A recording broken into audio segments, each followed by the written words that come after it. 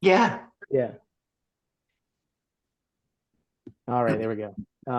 Awesome. Go for it. Yeah, so the steering committee has been meeting and exchanging emails and ideas for bylaws, articles of incorporation. Um, Georgia did a lot of work with that, being the lawyer type. So thank you to her. I don't know if she's on tonight, but hopefully she watches the recording. Today, I finally was able to make my way up to the Secretary of State's office in Augusta, successfully filed our articles of incorporation, paid for an immediate grantance, I guess, of that. So we are incorporated. What we have to do next is the steering committee has to meet, and we need to do a couple things, adopt the bylaw. Oh, there's Olive in the background. She's super excited too. um, adopt the bylaws, adopt the articles of incorporation, and then set discuss in the meeting, which we have to have notes on, to open a bank account. And that's all directly from Sabattus Regional Credit Union right in Sabattus, with keeping our finances local. So once we do that, and take the meeting notes, we can go to the bank, open the bank account, and then we'll have a bank account for the Sabattus Pond Watershed partners. And then the only thing we'll have to do from there is get our tax number from the federal government, which we can submit to the state. And then there's an additional filing that we have to do with the federal government to become nonprofit 503 certified, which I have a link for that, and we can do that. But we are finally making progress. So that's some really good news. We're official. We're a Yeah. thing. Officially incorporated. That's excellent. Great job. Yeah. Nice job. Very Yeah, exciting. thank you for doing that. Yep. He drove to Augusta in the snow.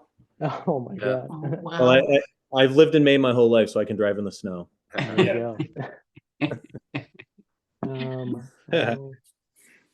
Great. And do we need the EIN, the tax ID number before the bank account, or I think it's a pretty simple process, but So the EIN number is, you just you sent me a while ago those articles of incorporation, like the steps. yeah. So in reading through that today, it's basically just file that online and they give it to you instantaneously. Perfect. Awesome. So we will do that. Is that the thing you have to pay the fee for? No, the fee is for the 503C status. Okay. I think it's like $200 and something, whatever it is.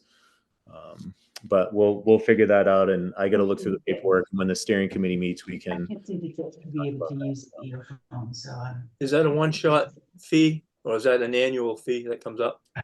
I believe it's a one-shot fee, because once we have the status, we should be good to go. That's a good question. I can find that out. If I don't believe it would be an annual fee, but we can look into that. One of the things, and so also next week or the week after, my cousin's husband is a software developer. I'm going to meet with him and talk about setting up a website for the lake. I think we've talked about this before and we shared it. So Tacoma Lakes Association has a fantastic website. Yeah, they do. Kind of model it after theirs a little bit. My cousin and her husband live on Pleasant Pond and Turner, and they're actually going through the same thing we are. So he's going to set up a website for their lake. I guess if you're really good at computers, it doesn't take a lot of time. So he's going to show me, he's going to walk me through it. On there, we can list the bylaws. The bylaws, I did not register those with the state today because they said it's a fee to register your bylaws with the state of Maine. And every time you change your bylaws, you have 30 days to update them with the Secretary of State, and there's a fee associated with that. And you texted Georgia to make Yeah, sure. I texted Georgia and conferred with her, but the woman at the Secretary of State's office said that not a lot of people do that just because it's a hassle if they ever change it. And especially with us being, our first foray into this, I would imagine we would change and amend our bylaws over the next couple of years until we get them set. So I wouldn't want to have to be responsible for updating those and then paying a fee. But Nick's sharing a screen with Tacoma Lakes. On the Tacoma Lakes, they actually have their bylaws printed. So I will put our bylaws on there. The biggest thing about this is being open and transparent. So, there's no secrets. So I don't know if it'll be as beautiful as this website. Oh, but Derek's doing it. It'll be but beautiful. we'll see what we can do. Yeah. So But we do have to consider the cost of the website, standing up the website and the administration, the monthly fee for a website. So we can talk about that too. And that's why the bank account comes in handy. well, Yeah. and part of my cousin, I think they said that they're doing their association fees is like 25 or 35, whatever it was, A dollars year, yeah. a year. They were going to have their like association dues or donations waived for running the website. Mhm.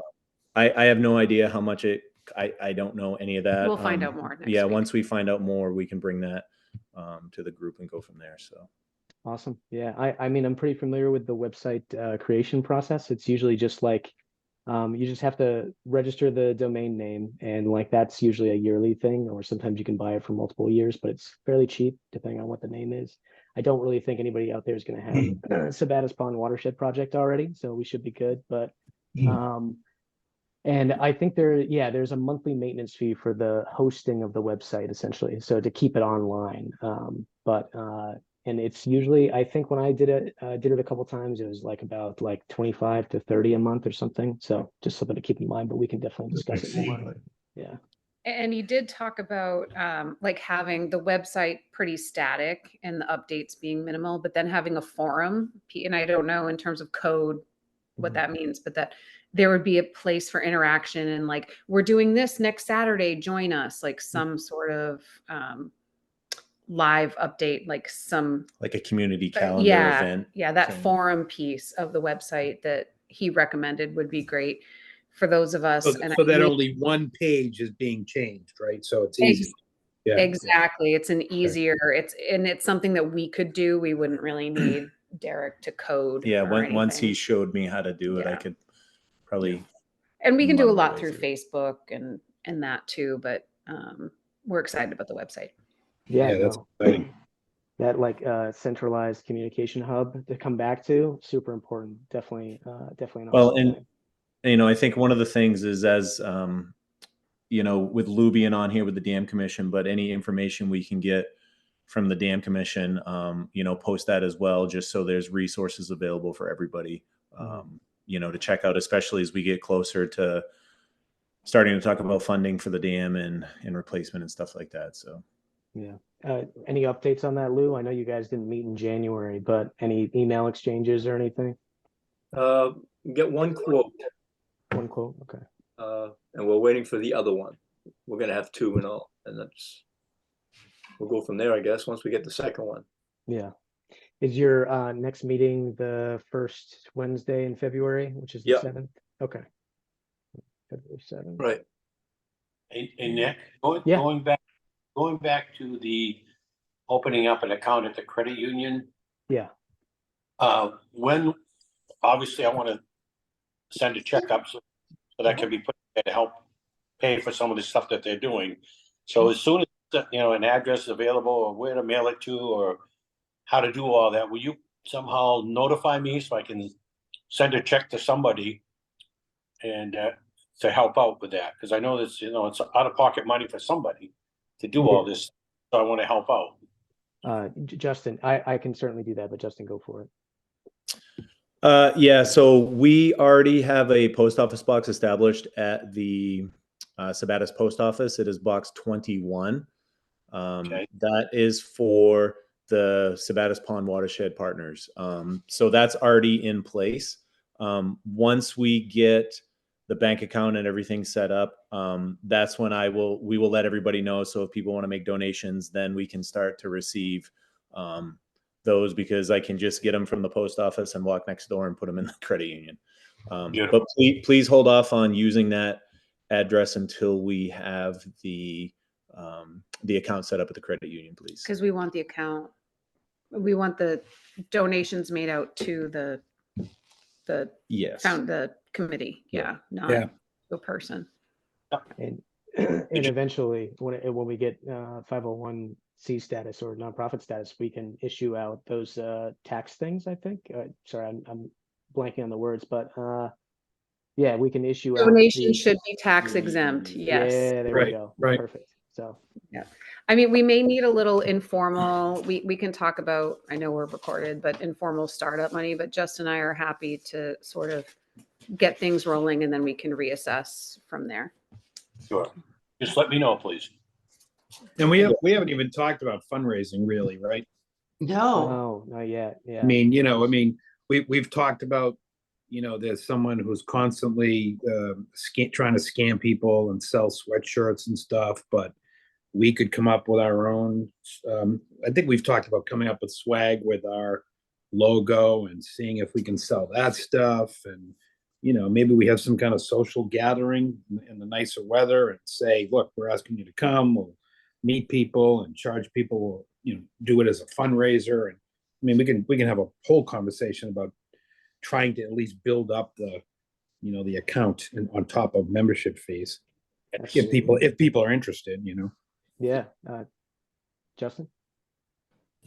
Yeah, so a couple things. First, I just want to go back to talk about the incorporation.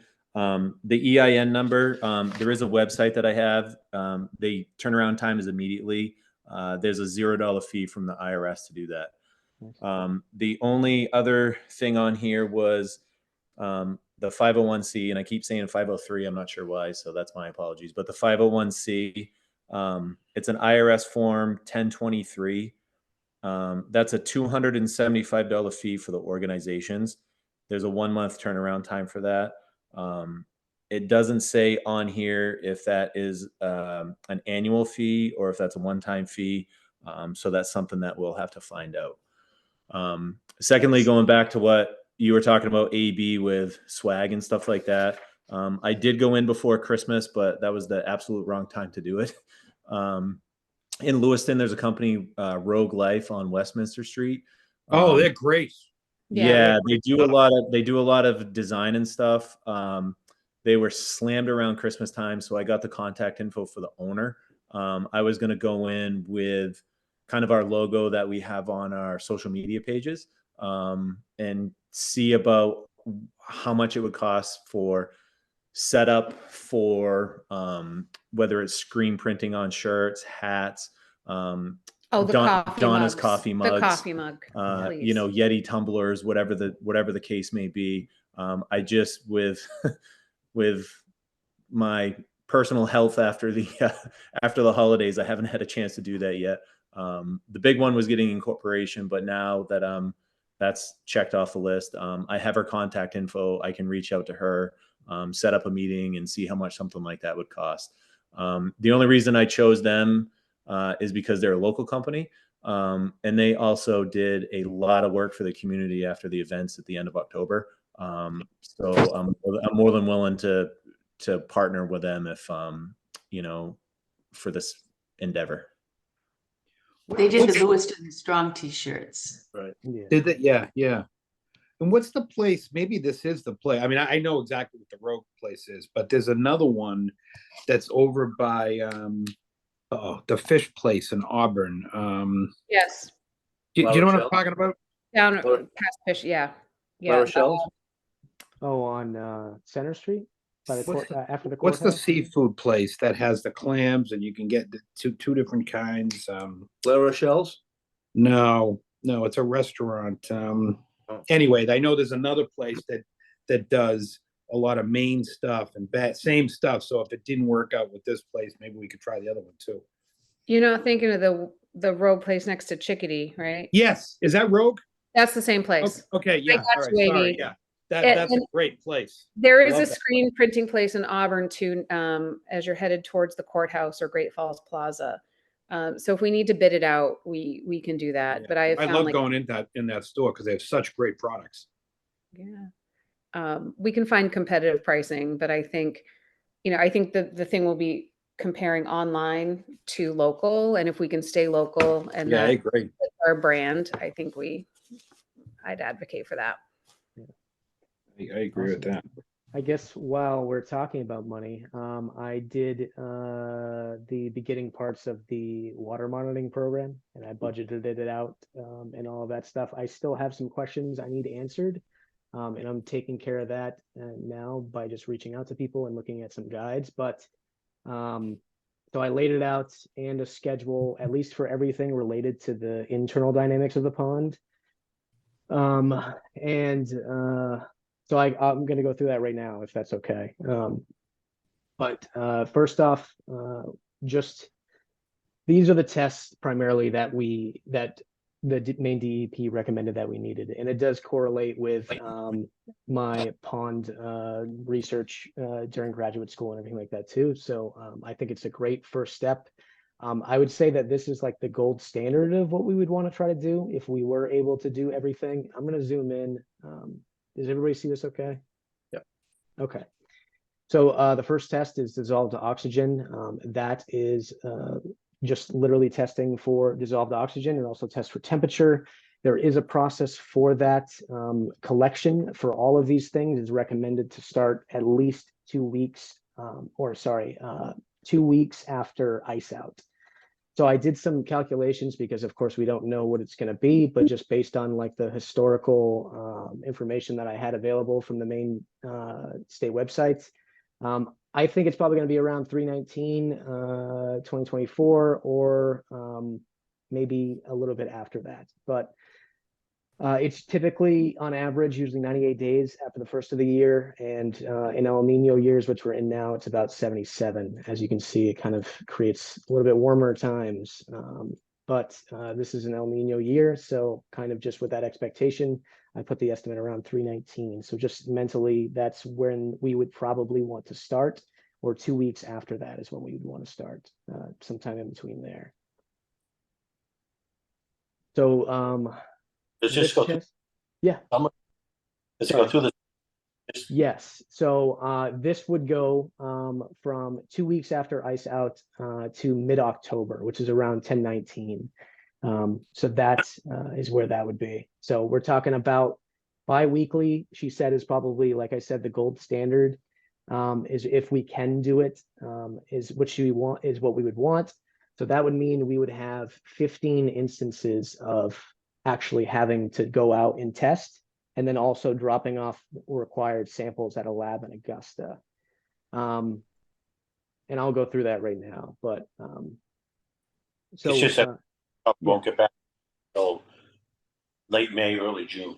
But I late won't May, start. early June. Yeah. She really recommended a group, a very solid group of 2 to 3 people that are able to do this. And honestly, we can have as many people as we want interchanging in this process.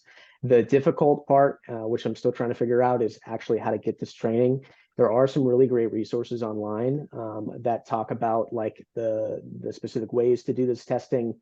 They walk you through the process. There's YouTube videos. It's literally just going to take me watching them, so I feel comfortable enough explaining them to other people. And I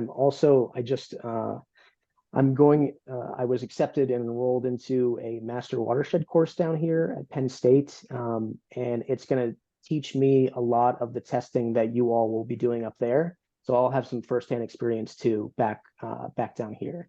And I plan to come up. I'm going to try to come up sometime in April, and I'm going to try to correlate that with whenever this training is. And also try to correlate that with maybe like whenever we start to try to test, or actually start in March. I'm going to try to come up in early March and try to be there for that training, and then be there for maybe that first testing date as well. So we can walk through all this stuff together. The device cost for the dissolved oxygen is this YSI Pro Solo. This was recommended to me by Linda Bacon. She says this is the one of the ones that they use.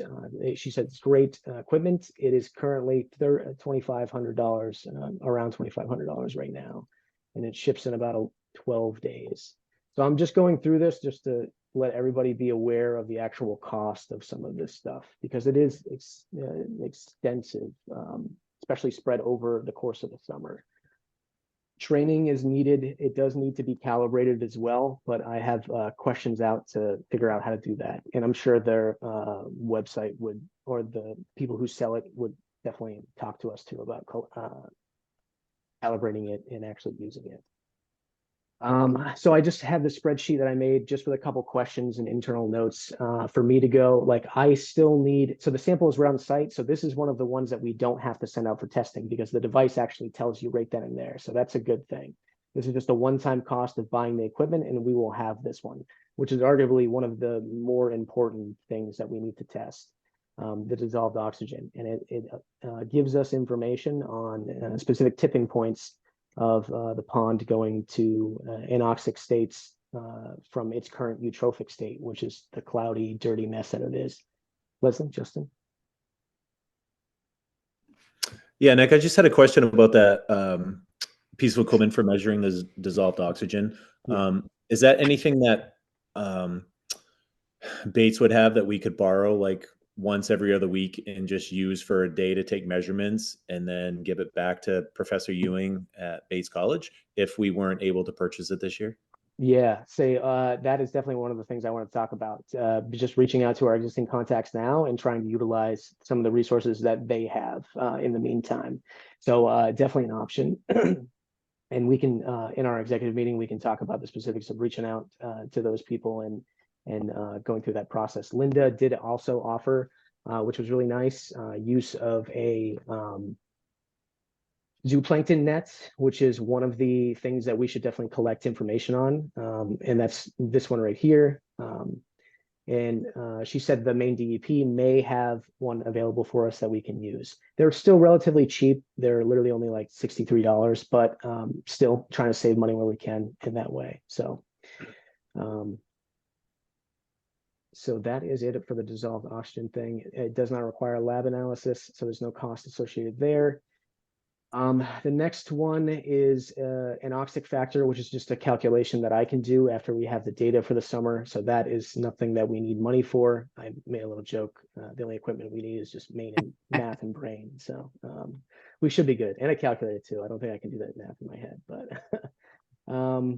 it's just a process of calculating the amount of days so any type of pond like Sabattus pond is usually in some type of state of anoxia. The severity of it is what's in question, because we already know that it's like it has a very high phosphorus levels. We already know that impacts the amount of algae blooms that happen and the severity of those algae blooms. What we are going to try to figure out, specifically with the DO measurement, the dissolved oxygen measurement, is how frequently or how severe that dissolved oxygen problem is. And that will, like I said, let us know how close it is to certain specific tipping points for other bodies of water like Sabattus Pond. And that can be calculated by just doing that simple formula. It's just taking the number of days per season that it is below a certain threshold. Like the measurement that we take is below a certain oxygen threshold. And then dividing that by the total surface area of the body of water. So we have the number of days per season and the total anoxic sediment area divided by the total surface area of the body of water. And that would give us a really great starting point to figuring out how close this pond is to being in a potentially very bad situation. So the next one, any questions on that? Sorry. One question, and I know it's not possible to do it, Nick, but we're only testing it during the summer months. So how is the oxygen? And again, I know you don't have an answer, but how do we know what the oxygen level is during the winter months when it's the water's nice and clear and there's no algae blooms? And I mean, is that of any value to us as a pond? So I definitely don't want to say it's not a value, because it probably would be. I would say that if this is like the gold standard, that would be like the diamond standard of getting that information for the winter months. There is a whole separate like academic study of limnology for ponds in wintertime or bodies of water in wintertime. So much so that people dedicate their lives to studying one or the other in ways. So it's like there's very different dynamics, especially with temperature and like the cover of ice over these things and how that impacts bodies of water during that time. So it isn't not relevant, but definitely first we should focus on just the summer months. Leslie, Justin. Yeah, just a quick question. One of the things I see your question mark on the number of collection locations. Yeah. Is that something that we would have to get from like Linda or Holly Ewing, like when they did their data? Like I know they had the presentation from Bates, right? They had the 4 collection sites. Is that all we would need? Would 4? Would more be better? And that's information that we have to still figure out, correct? Correct. Yeah, that is something that we need to figure out. I was planning on asking both Linda and Holly from Bates to see if like because I know during their presentation when Bates presented to us, they had 4 locations. Is that correct? Yeah, 4 locations roughly spread around the pond. And so definitely Linda recommended taking multiple measurements, specifically of DO, because that is very important because you're like, although Sabattus Pond does mix very frequently just because of how shallow it is, it still is important to like collect that data, from multiple locations, because if the wind is up on the northern part and it's not really hitting down south on the southern part or vice versa, or any type of situation, it could very well change the dynamic of like that dissolved oxygen level between places. So we could be measuring in one place consecutively over the course of the summer, notice no like really dissolved or danger zone dissolved oxygen readings, and then but down in a different part it could be completely different and much more severe. So it's kind of like just trying to really like pick out strategically, hey, like which one should we really focus on if we need to. And I think we saw that with her data, right? Because when I remember like all the points from the different times, it was skewed from their 4 testing sites. Yeah, it was certainly different at times, and you could tell the difference, which was really interesting. So it's just about really connecting with them, and like I said, I'd like to connect with Linda again, and then just really try to hammer out like which sites we should really focus on. So, and the best part about this one too is that if once we have the device, or if we borrow the device, it takes the measurement right there. So it's not like an additional cost for measuring multiple sites. It would literally just take the user's time, whoever is doing that's time. But yeah, no, great point. One more Yeah. question. Do you have the data from years past of that oxygen level measurement that you can do a comparison to see if it's changed, same, better, worse? Do you have access to that data? So Linda told me, and I never found dissolved oxygen readings. We were told that there was dissolved oxygen readings going back to the 1970s. I still have not ever found that. And Linda, I believe, hold on, let me just, before I actually quote her real Because quick. if we have the data, if it's changed dramatically over the years. Yeah. Wait, do you guys have the spreadsheet on my screen right now, or?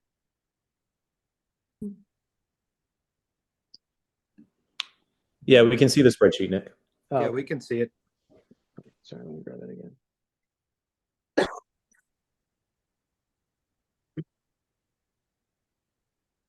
I can't read it, but I can see it. Yeah, sorry, I'm gonna try to pick it up real quick, or zoom in a little bit more. I just wanted to, Linda did mention something that she did not think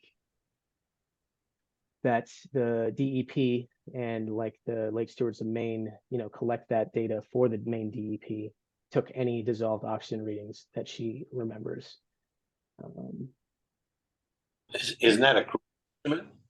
Oh, actually, hold on. She says, as far as I know, the DEP is the only entity that has collected profiles for Sabattus. So I can ask her for that historic data. Like I said, it would just have been collected by Lake Stewards of Maine or somebody else. So I think Dan said when he had it that they were all on paper still, or maybe partially on paper. But yeah, we can certainly try to get access to that. The problem is the frequency of the testing, and this is what I ran into when I was doing research. Is that it was only taken like once a month or something like that, which for this type of data, you would want to take very consistently and at multiple points too. So it would be difficult to try to compare that information. Justin, Leslie? Yeah, sorry, I went off camera because I'm doing a Google search. I don't know if you found this, Nick, but Lake Stewards of Maine does have dissolved oxygen and temperature for Sabattus Lake, but they only have one reading from October of 2019. Actually, no, there's actually a ton of readings on there. Sure. It goes from 77. November 9th of 77 is only one reading. They have two readings in there's a whole link with me. ton. I will share this link with you so you can have that. I will pop it up. Thank you very much.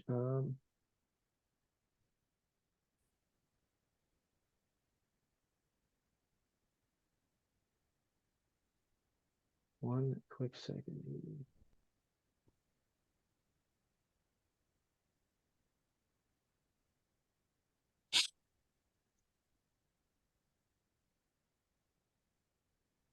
Get some ice fishing this So Nick, I just shared the link with you. Okay. And if you open up that link, in the right corner, you'll see transparency, dissolved oxygen, temperature. You can click on that. And then when you clicked on the dissolved oxygen and temperature down towards the bottom, you'll see the date and you can go all the way back. I mean, there's a ton of data on here. That is good. Then. Oh, wow. Yeah. Yeah, back to 77. This is new, 1977. Mm-hmm. but this is really great. Wait, say that again. I said that was a good year. I don't remember it, but I hear it was good. Oh. Who said that? I'm not telling. I was playing Little League. Oh,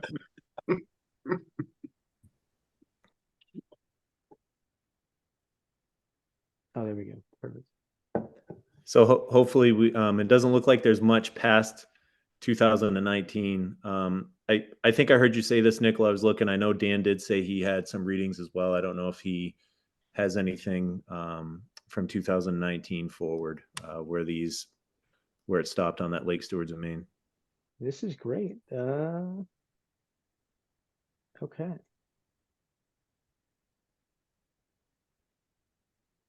Awesome. I will dive into that. So I was playing around on this website before. I don't know how I missed this.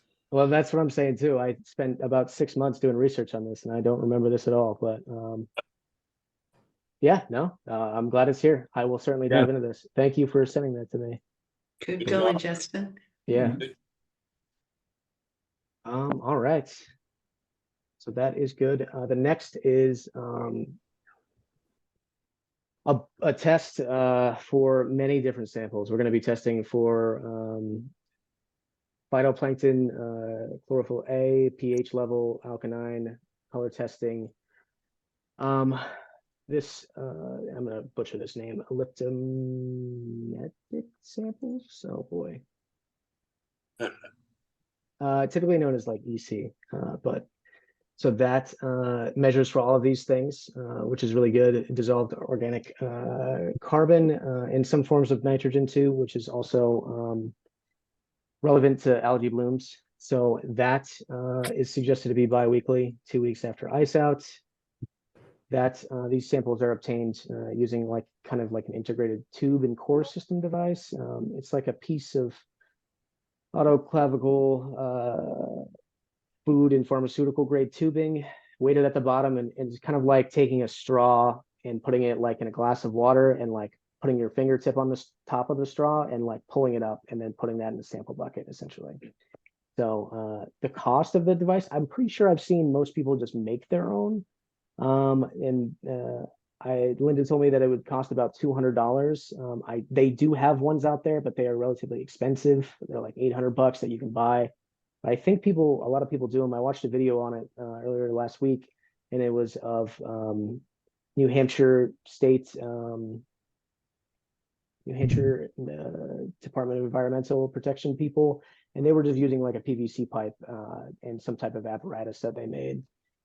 So it's a fairly simple collection process. In the Lake Stewards of Maine specifically, I think does do training on this, which is good. I just need to connect with them about those training dates.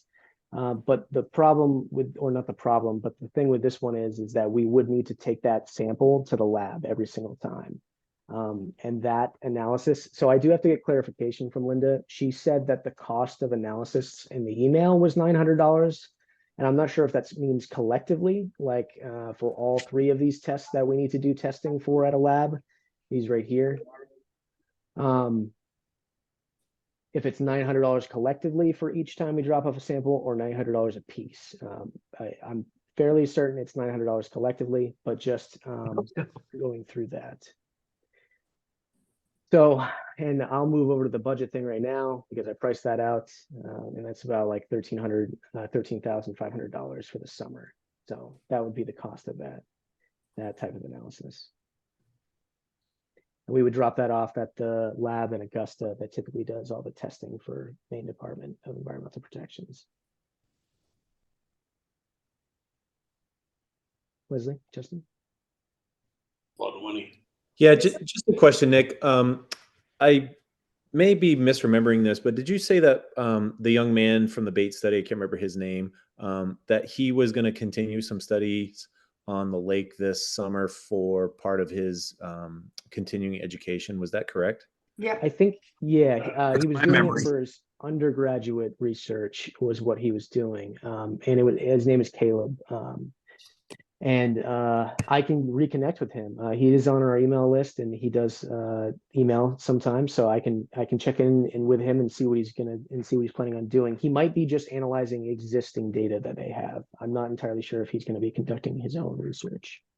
Yeah, well, that's what I was wondering, if he was continuing the research from the bait study, if we could assist him with that, or potentially use him as a resource for training for some of these things, and we could help gather more data points for him just to crunch. Absolutely, yeah, definitely an important person to connect with too. So I'm adding stuff to a list that we're going to talk about, or that we should talk about at our next executive meeting, or the steering committee meeting, and I'll add that to that right there to connect with Caleb.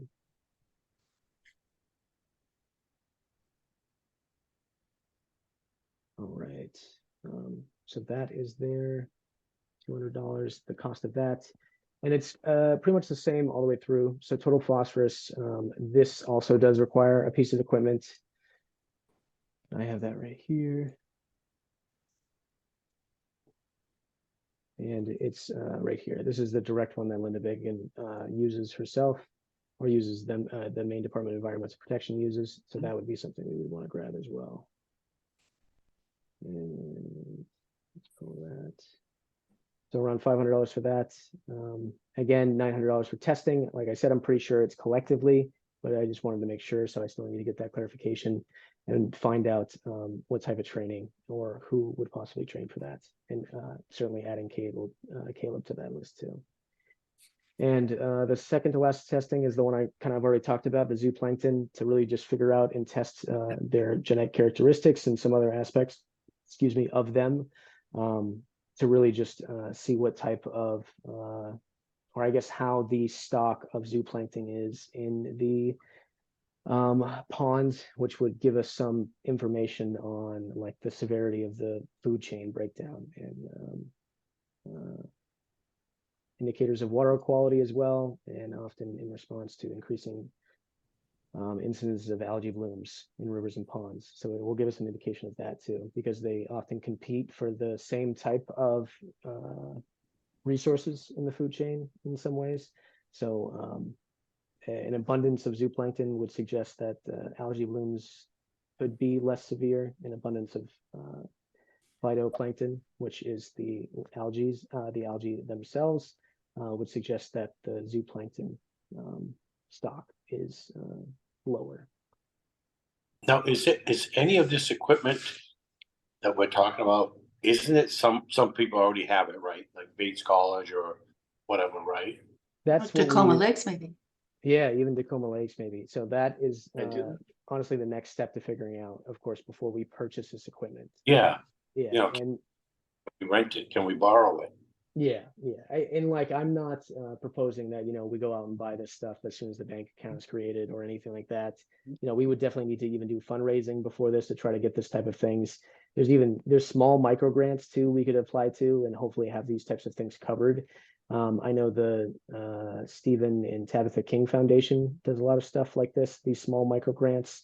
And I mean, you just have to make the case that it's, an important thing for your group or community. And it's pretty good. They usually are pretty good at awarding these types of things. So What if we partnered with another group, or another pond group that's doing a similar thing? Partnered with them. yeah, I mean, all of these things are great options to pursue and look into, and that's definitely the next step, is to figure out if we can try to get this another way. Partnering with another organization if they had extras, or maybe if we tested on different time scales, like they go the first week in a month and we go the second week in a month or something like that. So that way we can share resources. And even if they say they don't have it, but they want to test for it, maybe that's like a joint purchase type thing too, to try to reduce the cost for us as well. Yeah. So definitely figuring out those types of things. Would the information be skewed? Because if we did it this summer, then they drain the pond in 25, things are gonna be a lot different. Yeah, things would definitely be very different if that was the case. If they fully or even like 20-30% drain that pond for a substantial amount of time, that would change the internal dynamic immensely. What was that? Fill me in on that comment. So when they Okay. Tom, if I'm understanding you correctly, if they do repair the dam next year, they're going to have to drain part of it to bring the water level down to replace it. Is that correct? Correct. Yeah. And what they're planning on doing that? Do we know yet? I don't think they have any solid numbers, Lou. I think you guys are planning for next year, right? Like that's what you were hoping for. Yeah, that's best case scenario. Hopefully, mid-July of 25. Oh, Drain the wow. lake. Gonna have to sacrifice half a year, but Ugh. it's for the future. And that's if we get the funding, all three towns to repair the dam. Yeah. It's a big uphill climb. And if that is the case and it does go through, and we should honestly know about at least the funding portion of it by what, Lou, June? Or Green has their town meeting maybe in August, I think, or September. Yeah, after each town meeting, Yeah. and I think Green is then, but I'm not sure. I We'll have think to wait. yeah, I know they're the last one, I'm pretty sure. But yeah, so I mean, even if that is the case, we can at least use this this summer to try and get our procedures down, our testing down, get this equipment if we need to. But that is a great point, Tom, because it certainly would change the dynamic of the pond. It would be different. Leslie, Justin? Yeah, Rob, Tom just actually made me think, if we did start getting some of this equipment and testing this year and, the stars align and we do fix the dam in 25 and they drain the lake, could we still take some of these readings? Obviously I would think boats under power might be hard to use, so we'll have to use paddle power. But could we go out in like a canoe or a kayak and take some readings? Would that be beneficial with the lake level, the water level as low, or should we probably pause it for a year and then come back in 26 and then compare? I mean, if it's an important, I think it's definitely an important event in the, the watershed's history. I mean, if we were able to collect data throughout that process, I mean, it wouldn't be very like usable for a comparison, but I mean, it certainly would be interesting to see how it does affect the dynamics of the pond. And, eventually after we collect, more and more data, and as this stuff progresses, we're not talking about waiting to making decisions on, collecting years and years of data, because we know the pond is in severe condition, and we are like getting this information just to apply for grants, hopefully in 2025 is what we're looking at. But if we get that information, it would be really great for the historical record. So I mean, if it's an option and it's out there, I definitely think we should try to capitalize on that for sure. So that's a great point. Yeah. Hey, Nick, just Yeah. for my understanding, if they, and I'm all for draining the lake if it means fixing the dam, is that a negative impact or a positive impact? So I mean, it depends on which way you're looking at it. And honestly, I don't think I'm qualified to give you a definitive answer. I assume that there would be both maybe potentially negative and positive in some ways, depending on how you're looking at it. I mean, it is extremely disruptive to the current ecosystem of that watershed, though. I mean, it would completely change the dynamic of it internally and potentially externally. A year isn't that long, but I mean, a year without water can impact migratory birds landing in the pond, the next year coming. It's like, as we talked about throughout these meetings, these are very dynamic and complex systems. So it's a very simplified metaphor, but the butterfly flapping its wings type thing. You never Yeah. know how this thing will impact other things. This stakeholder matrix that I have down here, I know I've talked about it before, and I know it's a little complex, but it just shows you just how these, few things are interconnected, and how they impact each other in certain ways.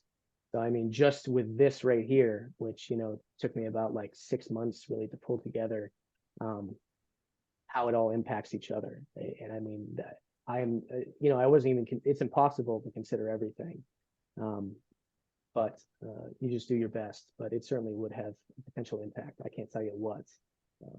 It would not impact algae bloom, no, right? I mean, the concentration, depending on where the water is. So if they lower it down to a certain point so they can access the dam itself, which is, pull up the map real quick. I know we had so if they lower the dam to access, or they lower the water level to access the dam right here, I'd have to look at a map that actually gives elevation. But I mean, say if this area is higher than this area, they wouldn't have to drain it extensively that much. But just as an example, there still would be water in places where it is deeper, and that concentration of phosphorus still exists in that area. So you may just have very concentrated and heavy algae blooms in those specific areas, which could create a very dangerous and dynamic situation for tipping points to anoxic states, Yeah. the lack of oxygen and the dissolved oxygen. Because if it loses its little depth that it has, and say one part of the pond can't connect with the other because there's a big lip somewhere here, you know what I mean? Then it can't mix very well either. So a part of the pond that normally would maybe alleviate some of that dissolved oxygen stress from another part can't reach that other part to dilute that area. So I mean, you could be faced with a situation that maybe up here or somewhere else is experiencing very severe blooms, but another part isn't. But We don't have any choice. no, I agree. The dam needs to be replaced. Can be done. Yeah. Wow. It is what it is. Yeah. Justin, Leslie.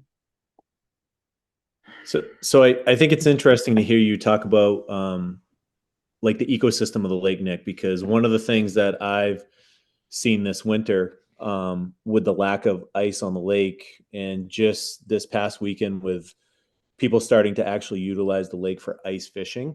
I'm not a ornithologist, but I do know that in the 6 years that I've lived here, the most bald eagles you see on this lake are in the wintertime. And I've read a book about it, and I think they're migratory from northern parts, northern Canada, and they come down here for the winter, which is less severe where they're from. And they utilize the fish that are left out on the ice as a food source. Yeah. I think, was it last weekend? I went for just a ride around the edge of the lake, and I only saw 2 eagles, but usually during the wintertime, I'll see anywhere from 15 to 20. So it's not just the the summertime effect with the fish in the lake, the fall with the migratory birds, but it's connected at wintertime as well, which is beautiful to watch those birds, feast on a free meal if people leave it on the ice for them. Yeah.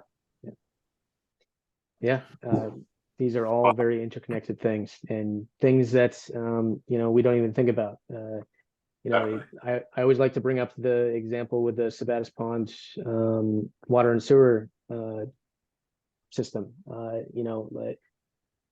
Nobody really thought about how much phosphorus the pond had that was then going into Sabattus River, which then is part of the, I believe, leach bed for the Sabattus Water and Sanitation District. And of course, like some social factors impacted that. Regulation changes at the Maine Department of Environmental Protections that reduced the amount of phosphorus wastewater is allowed to be pumped into that pond. And it's based off of the velocity of the flow. But those are just things that, what's that thing? There are unknown unknowns, and sometimes you just can't know. But Very delicate system. very much so, yeah.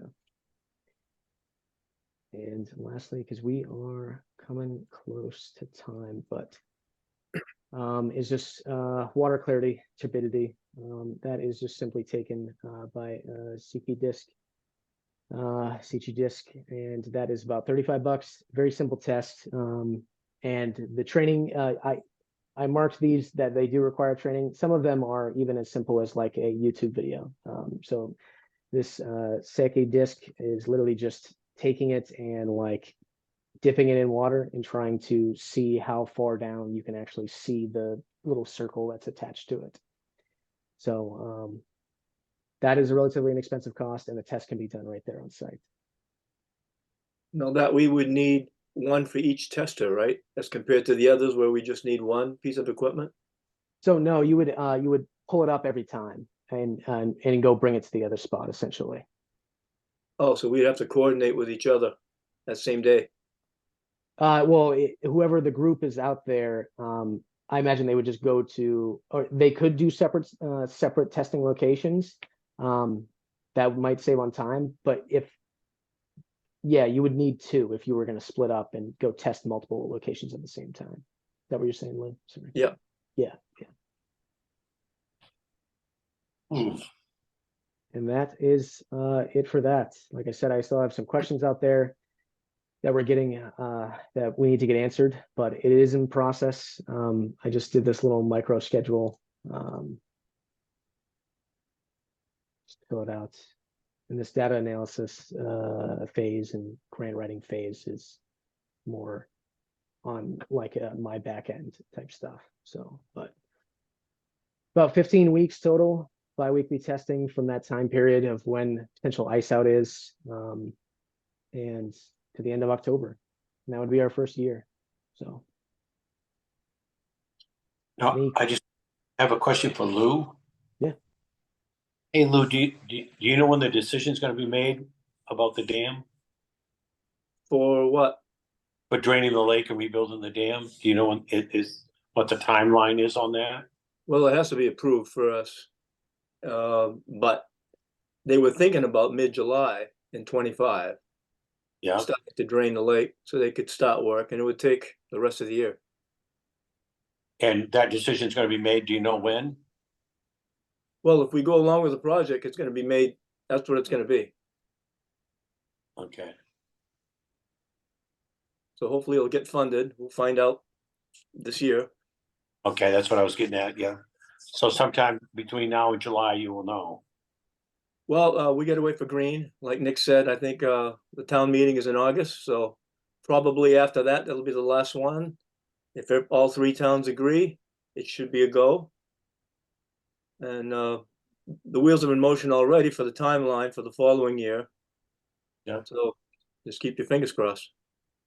Well, I hope it works. No kidding. Yeah. Wesley, Justin?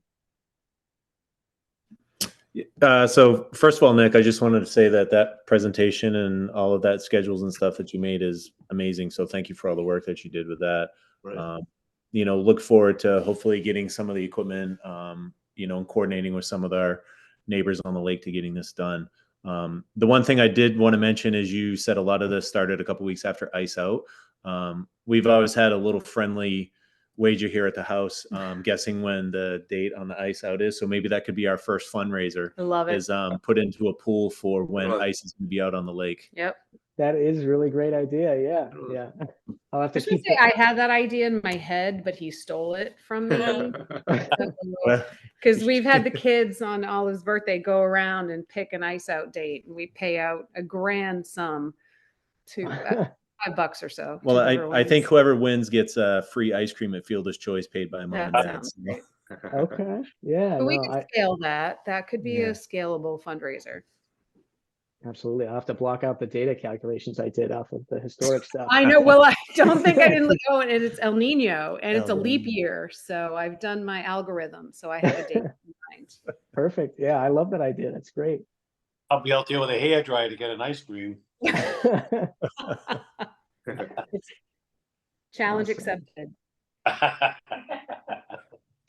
Well, Um, good job, Nick. I want to say good job, and Justin and Leslie too. The same thing. You guys worked really hard and good Job. stuff. Really good stuff. Thank you. Oh, Yeah, Yes. no, more to come too. This is just the start of all this stuff. So I- really appreciate can you I all ask being here. a- Yeah.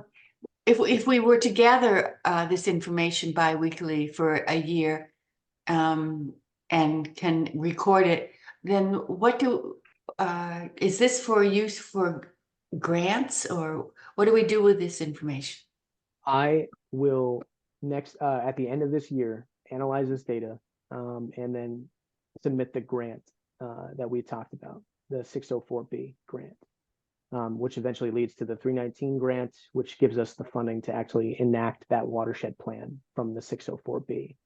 So just a recap for anybody else, the 604B is that grant that gives us money essentially to come up with a watershed protection plan, which that data will be used in, and which I can use that data in the grant application to, you know, show commitment, show change over time, at least if it is only for a year, and the frequency of that change.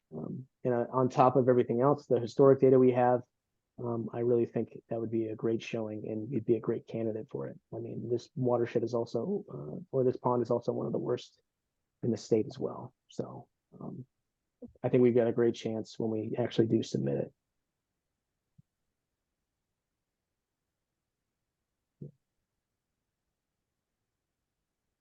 I'm just,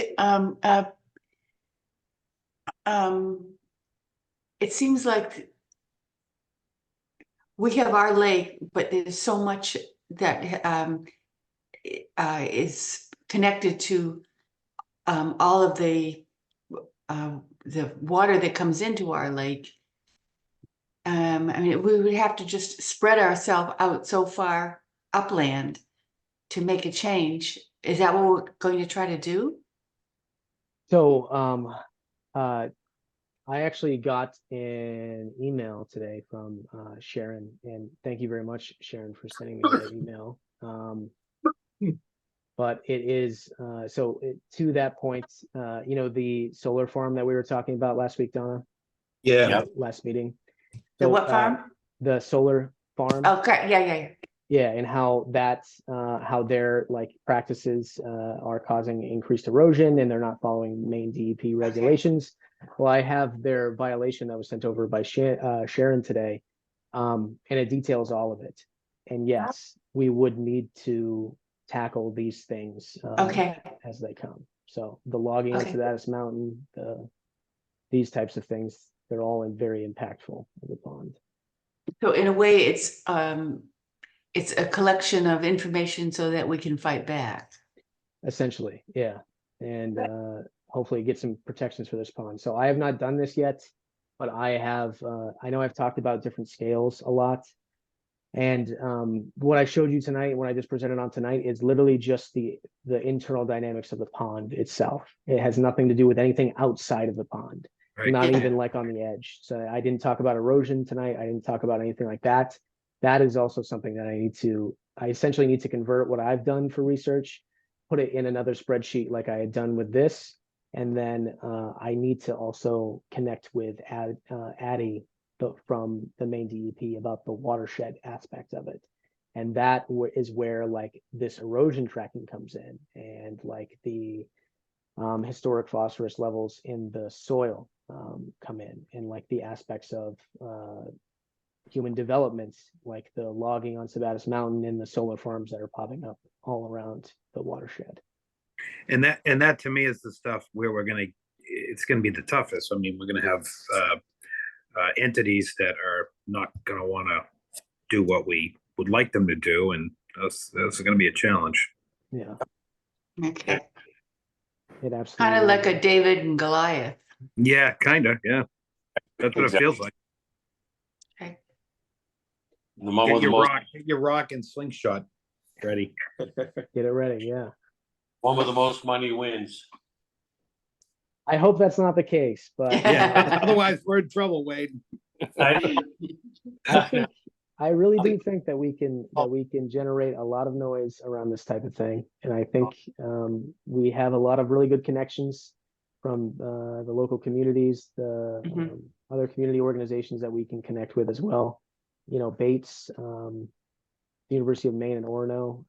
You know, we've had presentations from the Maine DEP. You know, the Lake Stewards of Maine, we've connected with. And I'm sorry, Don, I always mess this one up.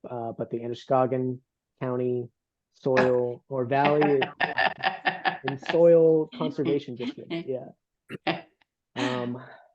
And they, you know, they share similar sentiments, you know, and I think really it's just about making that choice to value, you know, the ecosystem health of the area where we live, and over some aspects of human development. And there are trade-offs with everything. And it's not necessarily saying that those solar farms shouldn't pop in or come in. It's just saying that, hey, they should definitely follow the regulations that they clearly are not following.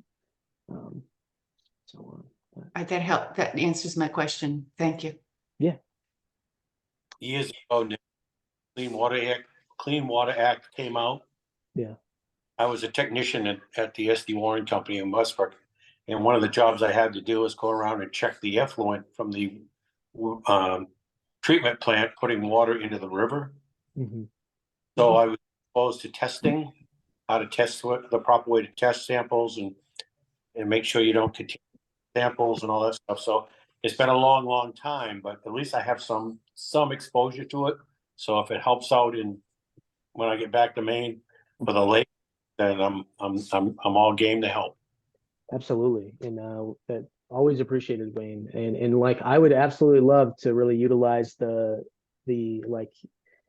skills and training and professional experience of people within the community. You know, I think that is definitely where it's at. And that's where also too, trying to pull in some local schools as well, I think is really important. But that type of equipment questions I actually do have, because, you know, the sample containers that are needed, I have no idea what to specifically buy. So I need to do research on that too. And like how those are cleaned and how those are stored and how they're transported, because all of that stuff is really important for when they actually do the testing. So wow, a lot of stuff when you break it down, and this is just really? You know, such a small element of what we're doing, you know. Yeah. Justin, was it? Yeah, I know we're getting close on time, Nick, where it's a little past 7 now. I just wanted to mention a couple things. Number one, I found out today that they are not doing the ice fishing derby again this year on the lake, for anybody who's watching afterwards. And the second thing is for people who live on the whale side of the lake. They finally put a green turn arrow from 126 on a 132. So hopefully it cuts down on accidents. What did they do? What? They put a green traffic arrow to turn from 126 if you're facing fielder's choice to turn on a 132. Oh, really? Yeah. So hopefully that'll eliminate a lot of motor vehicle accidents. Yeah, there we are right there. Yeah, Oh, this there is were a really lot of bad accidents area. there? I didn't know Yeah. that. There were a ton of accidents there. Oh, they put a right turn green signal going. Oh, that. Oh, look at it. this Oh, way. wow. Look at that. Yeah. So there's Yeah, now, yeah, that's really tricky. so there's now a third light there. That's for, a green arrow to turn left only. Well, that's an exciting development. Yay! Well, yeah, except when you're coming down and the light's green and there's no cars coming the other way and you're halfway through and you're like, what's that red arrow? Like Oh, they just added it and I'm like, oh, there's an arrow there now. Look at that. But I don't think it turns green and then yellow flashing, like how some turn signals do. You can turn yellow, turn on the yellow, but I think it's just green, yellow, red, and then everybody else gets to go. So My joke down here is if it's a red light, it's just a suggestion. Geez, Don't man, have- be careful down there.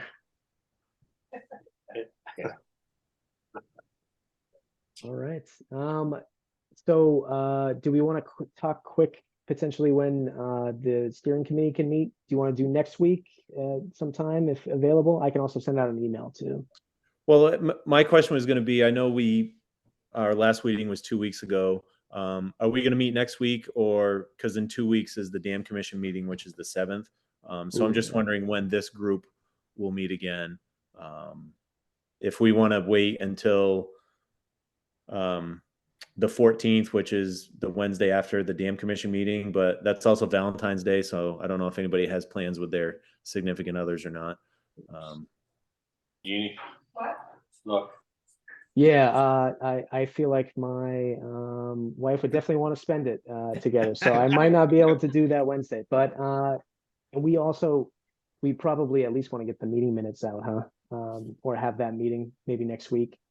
So maybe if the steering committee can maybe meet the beginning of next week to talk about things, and then we can have that official meeting with the meeting minutes on the that way. 31st. On the 31st. Yeah, next week. Yeah. So we'll touch base with the steering committee and try to get that finalized, and then this group will meet on the next week on the 31st. Yep. Meeting next week. I'll send out an email tonight to the steering committee, and then I'll set up the meeting for next week for the regular meeting. Okay. Awesome. Any last questions, thoughts, concerns, anything like that? Thanks for all the work you all are doing. all of everybody, thank you. Yeah, seriously, everybody. It's great. Awesome. Thanks everyone. Thanks for being here. That is it. I'll see you all next week, and I'll connect with you through email. I'll post this recording tonight as well too. So All right. All right. thanks everyone. Bye. Bye all.